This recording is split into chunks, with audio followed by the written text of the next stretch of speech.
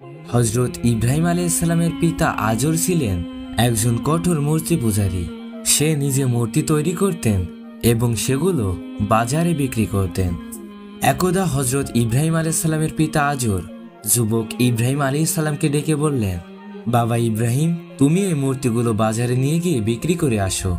যুবক ইব্রাহিম আলাইহিস সালাম তখনও নবুয়ত পাননি। তিনি কৌতূহলবশত তার পিতাকে জিজ্ঞাসা করলেন, আব্বাজান, এই মূর্তিগুলোর শক্তি এবং ক্ষমতা কি? ছেলের মুখে এমন কথা শুনে তখন ইব্রাহিম আলাইহিস সালামের পিতা আজর বললেন, এই মূর্তিগুলোর ক্ষমতা হলো, এই মূর্তিগুলো পৃথিবী এবং আসমান, জমিন, চন্দ্র, সূর্য সবকিছুকেই সৃষ্টি করেছে, এমনকি আমাদেরকেও সৃষ্টি করেছে। তাই এই মূর্তিগুলো হলো আমাদের খোদা, তাই এই মূর্তিগুলোর পূজা এবং উপাসনা করতে হবে। এই বলে আজর সেই মূর্তিগুলো একটি ঝুড়িতে তুলে হযরত ইব্রাহিম আলাইহিস সালামের মাথার উপরে তুলে দিলেন। অতঃপর ইব্রাহিম আলাইহিস সালাম সেই মূর্তিগুলোকে মাথায় করে নিয়ে বাজারের দিকে রওনা দিলেন। অতিমধ্যে যুবক ইব্রাহিম আলাইহিস সালামের প্রস্রাবের তলব হলো। অতঃপর যুবক ইব্রাহিম আলাইহিস সালাম ঝুড়িতে রাখা মূর্তিগুলো মাটিতে রেখে প্রস্রাব করতে গেলেন। অতঃপর কিছুক্ষণ পর তিনি ফিরে এসে দেখলেন মূর্তিগুলো সব ভিজা। এমন অবস্থা দেখে যুবক ইব্রাহিম আলাইহিস সালাম মূর্তিগুলোকে জিজ্ঞাসা করতে লাগলেন, কি ব্যাপার, তোমাদের শরীর পানিতে ভেজা কেন? কিন্তু মূর্তিগুলো তার কোনো জবাব দিল না। কিছুক্ষণ পর যুবক ইব্রাহিম আলাইহিস সালাম খেয়াল করে দেখলেন যে তার পাশে একটি কুকুর দাঁড়িয়ে রয়েছে এবং তখনও সেই কুকুরের নিচ দিয়ে টপ টপ করে পানি পড়ছে। এই অবস্থা দেখে যুবক ইব্রাহিম আলাইহিস সালামের বুঝতে আর বাকি থাকলো না যে এই কুকুরই মূর্তির উপরে প্রস্রাব করে দিয়েছে। এই মূর্তিগুলোর শরীর এই কুকুরটি ভিজিয়ে দিয়েছে। অতঃপর ইব্রাহিম আলাইহিস সালাম চিৎকার করে আওয়াজের সাথে বলতে লাগলেন, কি ব্যাপার, তোমরা নাকি খোদা? এই পুরো আকাশ এবং আসমান, জমিন সবকিছু নাকি তোমরা সৃষ্টি করেছো?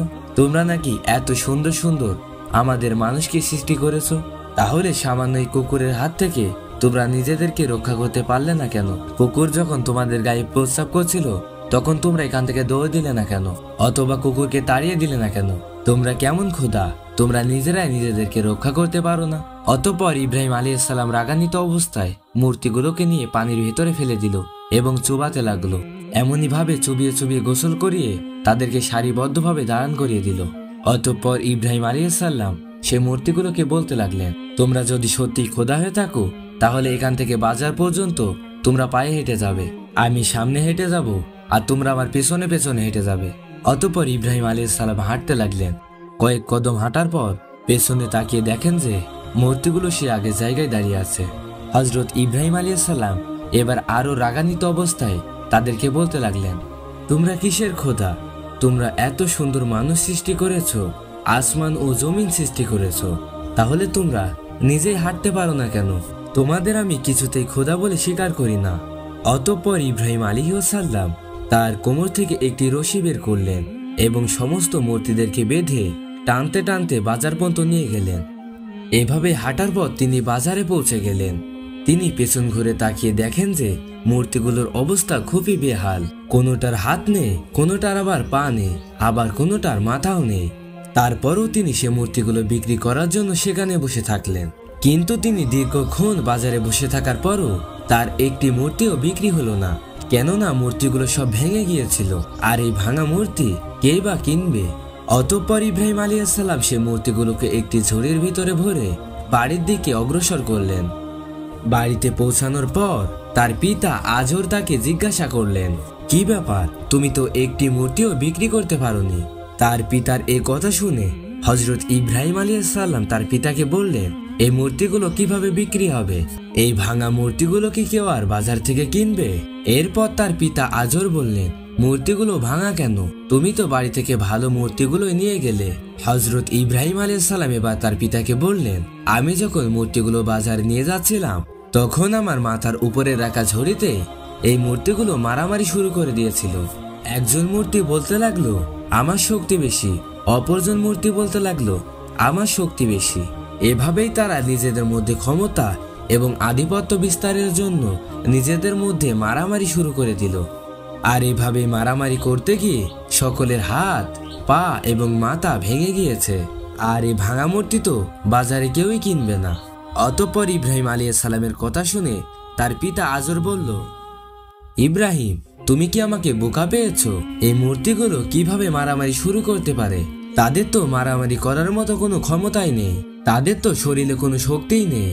তখন হযরত ইব্রাহিম আলাইহিস সালাম বললেন, আব্বাজান, যদি এই মূর্তিগুলো শরীরে নিজেদের হেফাজত করার মতো শক্তি না থাকে, তাহলে এই মূর্তিগুলো কিভাবে এত সুন্দর আসমান জমি সৃষ্টি করেছে?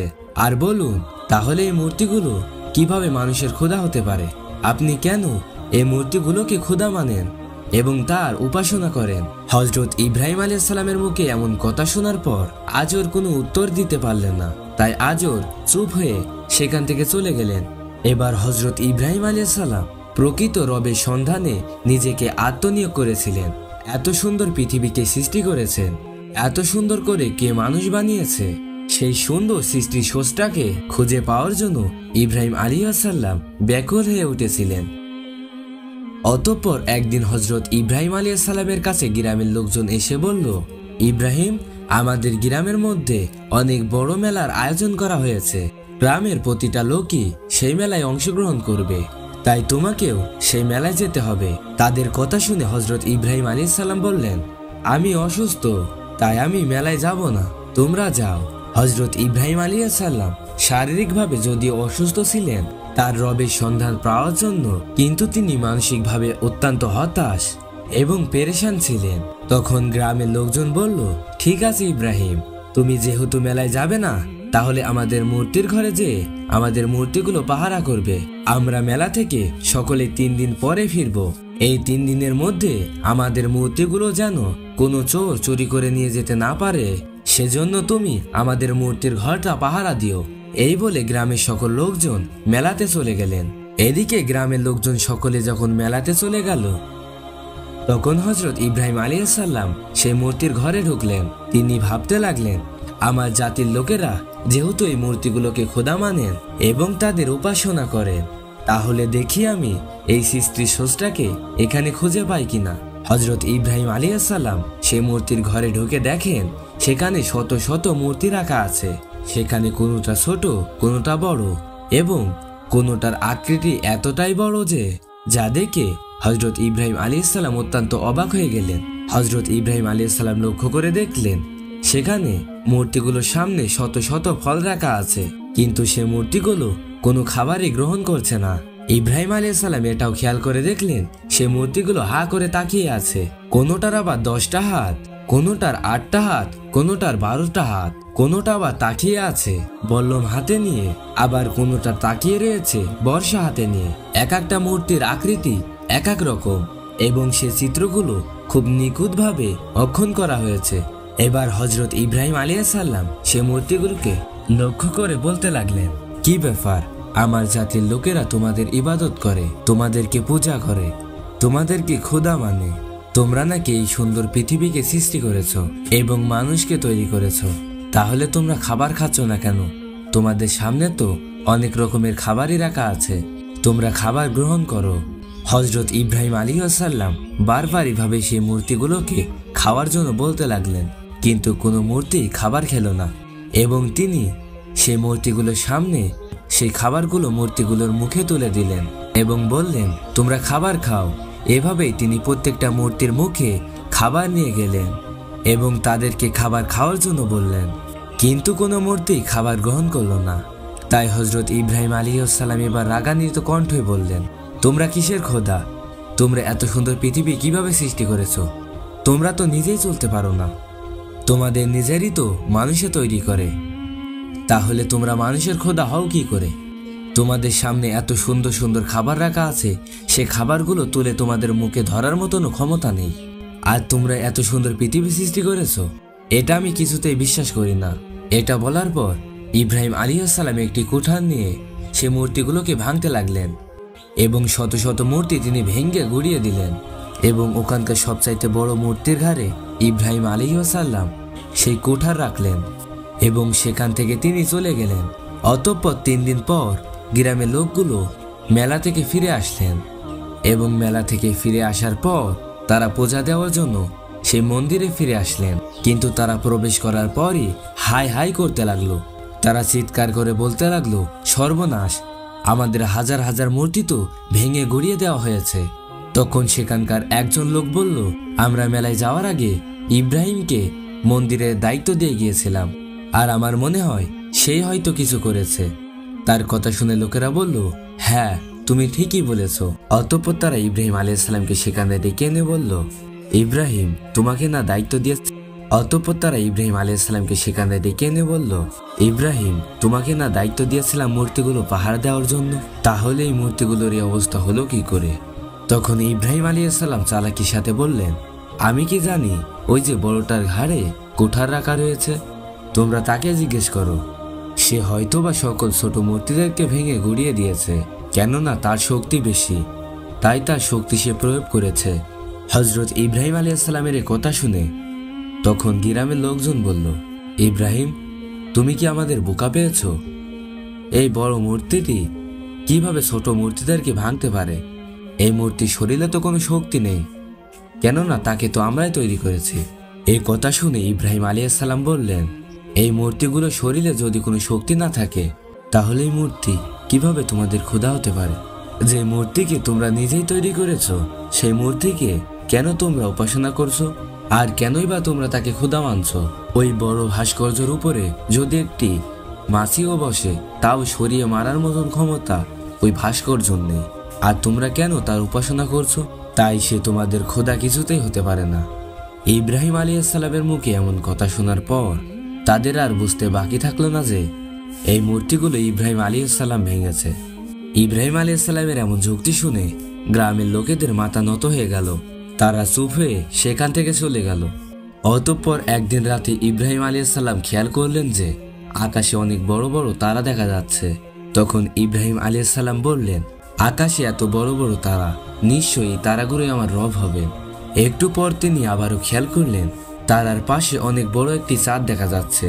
তাই ইব্রাহিম আলাইহিস সালাম আবারও বললেন, তারার চাইতে এই চাঁদগুলো অনেক বড়, তাই হয়তো এই চাঁদই আমার রব হবেন। অতঃপর পরের দিন সুবে সাদিকের সময় সেই তারা এবং চাঁদ সব ডুবে গেল।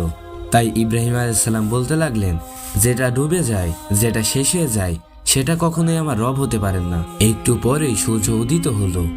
তাই ইব্রাহিম আলাইহিস সালাম বললেন, নিশ্চয়ই এই সূর্যই আমার খোদা হবেন। ওই তারা এবং ওই চাঁদের চাইতে সূর্য অনেক বড়। দিন শেষে যখন সে সূর্য আবার তলিয়ে গেল, তখন ইব্রাহিম আলাইহিস সালাম আবারও বললেন, না, এই সূর্য আমার খোদা হতে পারে না। যেটা ডুবে যায় এবং শেষ হয়ে যায়, সেটা আমার খোদা কখনোই হতে পারে না। এভাবেই ইব্রাহিম আলাইহিস সালাম সৃষ্টির স্রষ্টাকে খুঁজে পাওয়ার জন্য মরিয়া হয়ে উঠেছিল। এভাবেই তার কেটে গেল অনেক দিন। এরপর ইব্রাহিম আলাইহিস সালামের যখন উপযুক্ত বয়স হলেন, হঠাৎ একদিন ইব্রাহিম আলাইহিস সালাম ঘরের ভিতরে বসেছিলেন। তিনি আল্লাহর চিন্তায় ব্যাকুল হয়ে উঠেছিলেন। আর তখনই আল্লাহ রব্বুল আলামিন তাকে নবী বলে ঘোষণা দিলেন। ফেরেশতা হযরত জিবরাইল আলাইহিস সালাম তাকে ঘোষণা দেওয়ার জন্য তার সামনে আসলেন। অতঃপর তিনি বললেন, হে ইব্রাহিম, তুমি আল্লাহ তাআলার নবী এবং পয়গম্বর। তুমি যে সত্য দ্বীনের এবং সত্য ধর্মের সন্ধান করছো, আল্লাহ রব্বুল আলামিন সেই সত্য দ্বীনের সন্ধান তোমাকে দিয়েছে। আর সে মহান রব্বুল আলামিন এই পৃথিবীর স্রষ্টা। এত সুন্দর পৃথিবী এবং মানুষদেরকে সৃষ্টি করেছেন।